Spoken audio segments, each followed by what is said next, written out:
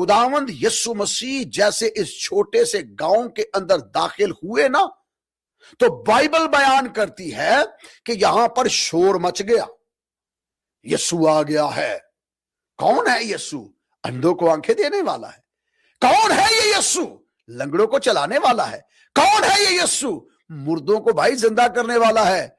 ये शिफाएं बांटने वाला यीशु है, जिसके पल्लू को कोई छू ले तो वो चंगा हो जाता है। जो किसी मुर्दे को आवाज दे उसके अंदर जान आ जाती है। अंधा जिसके आंखें ना हो और वो उसको मट्टी लगा के आंखें सान के बनाए, उसकी आंखें बन जाती है। और जिसका बाजू ना हो वो हाथ लगाए तो बाजू निकल आता है। तो ऐसी शख्सियत आई है जो गूंगे की जुबान को छूता है तो गूंगा बोलना शुरू हो जाता है। तो फिर क्यों ना उमड़ के पूरे का पूरा गांव आए। और घर क्या है? हवेली होगी। लेकिन कितनी बड़ी फिर हवेली होगी?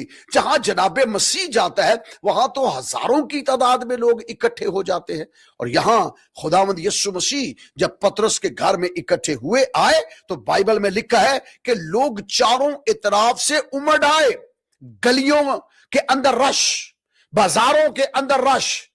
बाइबल मुकद्दस में लिखा है गलियां भी भर गई, बाजार भी भर गए, और वो घर जहां मसीह यीशु कलाम सुना रहे थे वो सारे का सारा भर गया। और वहां पर जगह नहीं रही कि लोग वहां से और मजीद आए। जहां जहां लोग थे, मैं ईमान रखता हूं खुदा का रूह कुदरत के साथ मौजूद था।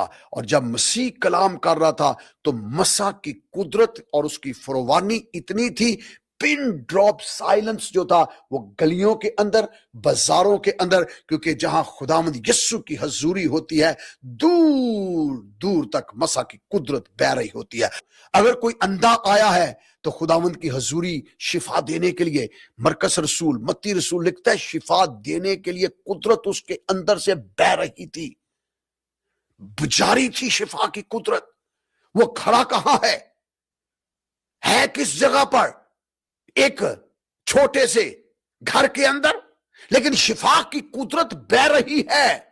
लोग दूर दूर खड़े हैं और जहां जहां वो खड़े हैं वहां वहां शिफा पा रहे हैं। जहां जहां कोई अंधा खड़ा है ईमान के साथ उसकी आंखें खुलना शुरू हो गई हैं। जहां जहां लंगड़ा कोई खड़ा है मसीह को देखने की गरज से नहीं देख पा रहा, लेकिन दिल के अंदर ईमान लेकर आया है, वो वहीं के वहीं चौकड़ियां भरना शुरू हो गया। अगर कोई टुंडा वहां पर आया है तो उसका बाजू बहाल हो गया। अगर कोई बहरा वहां पर आया है उसके कान बहाल हो गए। अगर कोई अंधा वहां पर आया है उसकी आंखें बहाल हो गई। और अगर कोई गूंगा वहां पर आया है उसकी जुबान बहाल हो गई। और अगर कोई कोढ़ी वहां पर मौजूद है उसका कोढ़ जाता रहा। और अगर कोई बीमार वहां पर मौजूद है उसकी बीमारी जाती रही, क्योंकि शिफा की कुदरत यीशु के साथ मौजूद थी और उसकी हसूरी के अंदर से बह रही थी और लोगों को छू रही थी। हालांकि यीशु नजर नहीं आ रहा था, लेकिन उसकी कुदरत उन्हें छू रही थी। कोई हालेलुया कह सकता है?